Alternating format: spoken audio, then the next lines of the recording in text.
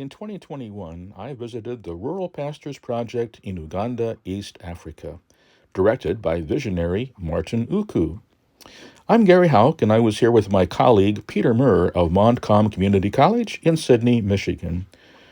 We enjoyed meeting the staff of Fine Pearls Ministries in Kampala, and then traveled deep into the interior near Kermuli, bouncing slowly over rugged dirt roads to meet with rural pastors and elders and their wives, who represented 21 local churches from throughout the area.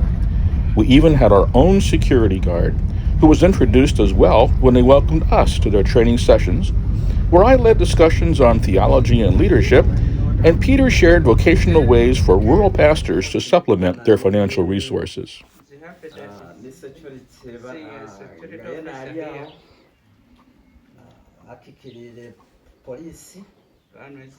Representing our police. As he has introduced himself, he's the chairperson of this territory for the sellers. May God bless us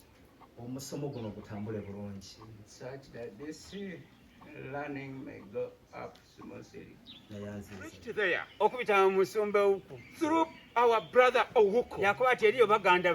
And he said, there are your brothers somewhere there who have considered you, oh, bless, in this critical condition of lockdown, that you come. There is a certain package. We're going this way?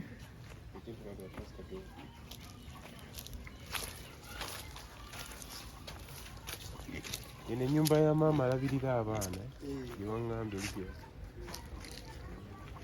Initially the pastor's land came up to this way. So they gave land to the gentleman that stays here. Oh, that's great. This one it is the boundary. Oh, the boundary here, okay. So now they Up to. That's great. Very nice. Where is now? Catholic. Yeah. Father. Wamwita father. Bundi ye muna yempandika chu. So what is this village called again? Kabalira? We are in Kabalira, Uganda, meeting in the home of a wonderful rural pastor. His name is Pastor Sosan, and he has been in this region, Pastor, for how many years?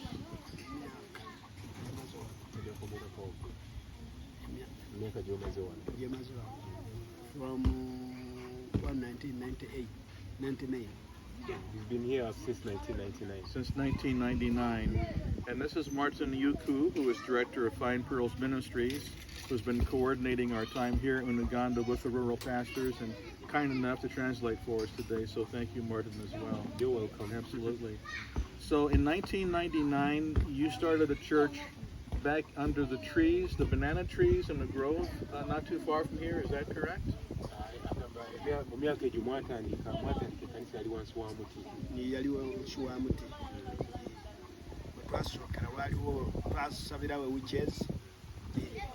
Netuvaawo ne tugenda ku muti omulende. So the church started in the trading center under a tree. Under a tree for 2 weeks. For 2 weeks. And then they graduated to a bigger tree. Okay. And they were there for 8 months. Okay. And you were there for 8 months, and had how many people did you have within those 8 months? Twalina abantu 19. There were 18 people then. To 18 people.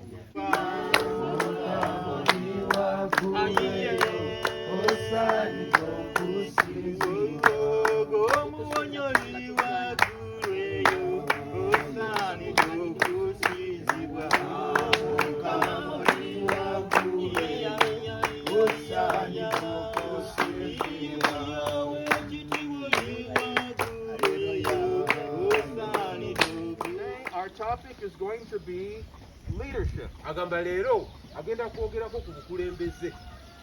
So the question I have for you today is, era ekibuuzo kyalina gye muli olunaku olwaleero, what is a leader?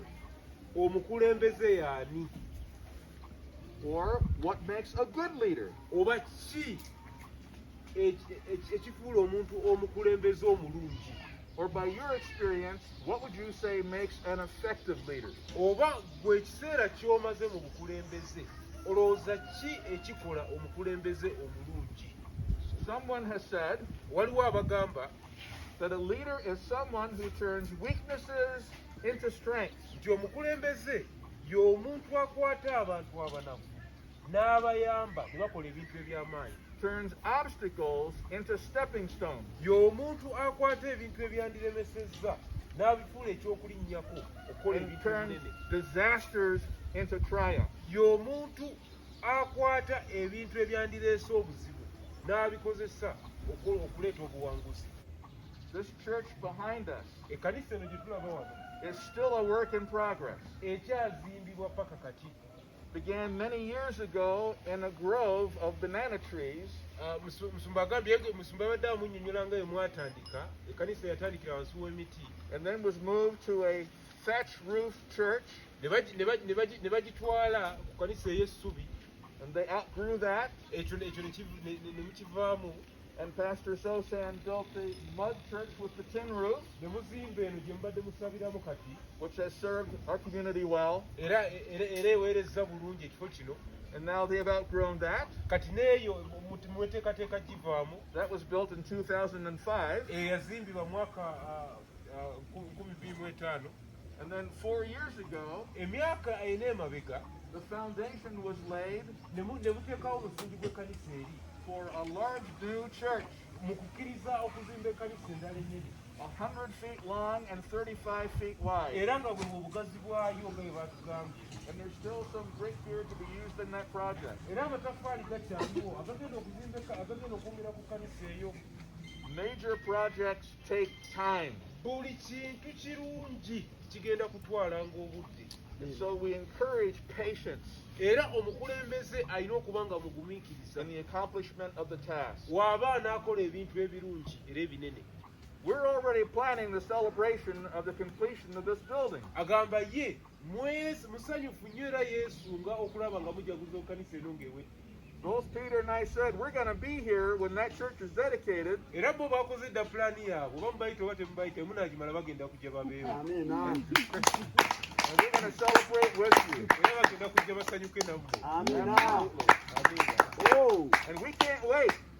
We Era can't wait. era bagamba abeesunze tebayinza na kulinda. Yeah. Absolutely. So this is just one man's idea So agamba kiyinza okuba nga Mukama akitadde ku muntu of what omu. leadership is. Tugamba ebintu byatunyonnyodde omuntu omu byalowooza ku mukulembeze omulungi. We're going to look at a case study of a man named Nehemiah Naye agamba leero tugenda kutunuulira ekitabo kya Nehemiya who faced insurmountable odds ayasinkana obuzibu obungi in rebuilding walls in his home city mu kuzimba ebisenge by'ekibuga mwe yali ava that had been torn down by fire. ebyali byamenyebwa omuliro ne bitusuula wansi. But before we do that, Naye nga tetunnaba kukola ekyo, I want to hear from you. I want to know what you think a leader is. What do you think are characteristics of a good leader? agamba ayagala As you can tell, we're entering the rainy season, but it's still a beautiful day and a beautiful place to be. And we're at a very special site. This is the source of the Nile River that runs 4,000 plus miles from here through South Sudan, and Egypt, and spills out at the delta where Alexandria is located into the Mediterranean Sea. I was so blessed to be sailing at one time in Egypt on the Nile, also cruised on the Nile, and went to Alexandria at the end of the Nile, and now I can say I've also been to the source, the end and the beginning of this fantastic river, the world's longest river. And I just learned a few minutes ago that here is where the ashes of Mahatma Gandhi were spilled after his cremation back in 1948 at his request. Uganda is a very special place. In fact, it's also one of only 3 countries that still has gorillas in the natural habitat. here in Uganda, also in Rwanda, and the Democratic Republic of Congo. Now, for you who are back home, I will tell you that the entire country of Uganda is just a little bit smaller than the state of Michigan, but the population is 10 times that of Michigan. But I will tell you also that the people here are wonderful.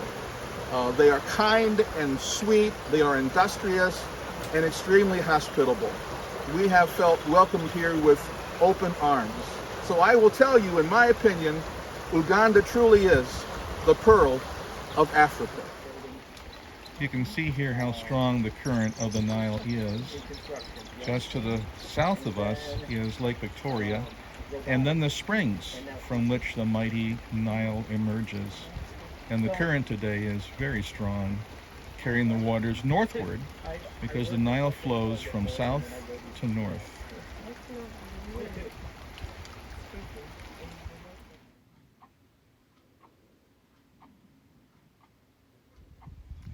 We are in Jinja, Uganda, and I'm talking with the director of Fine Pearls Ministries, Martin Uku, and we are at a wonderful facility that has just been begun.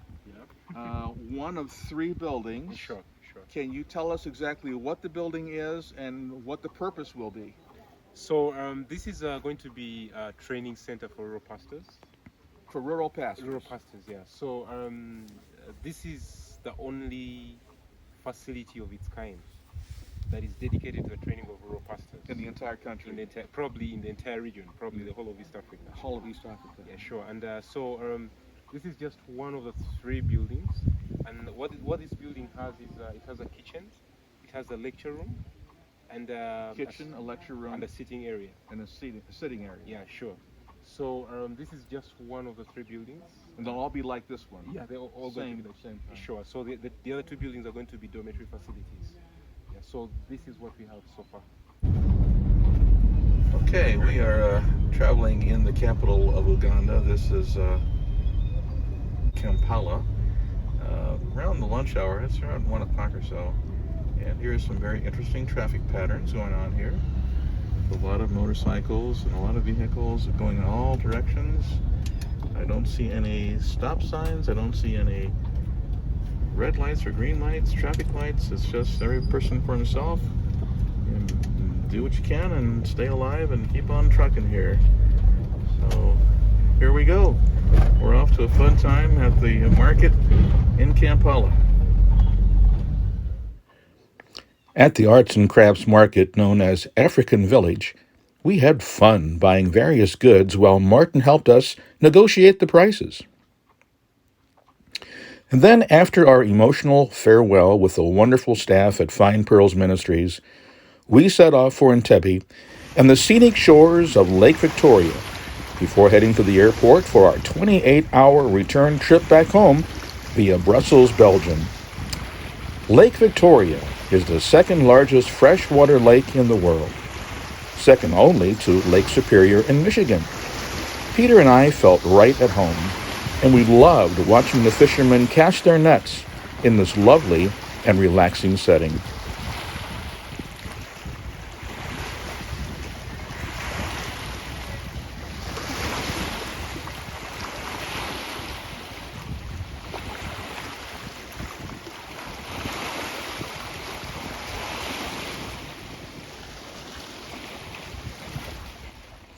It was hard for both of us to say goodbye to Martin, who inspired us greatly with his vision and his passion for the Rural Pastors Project of Uganda.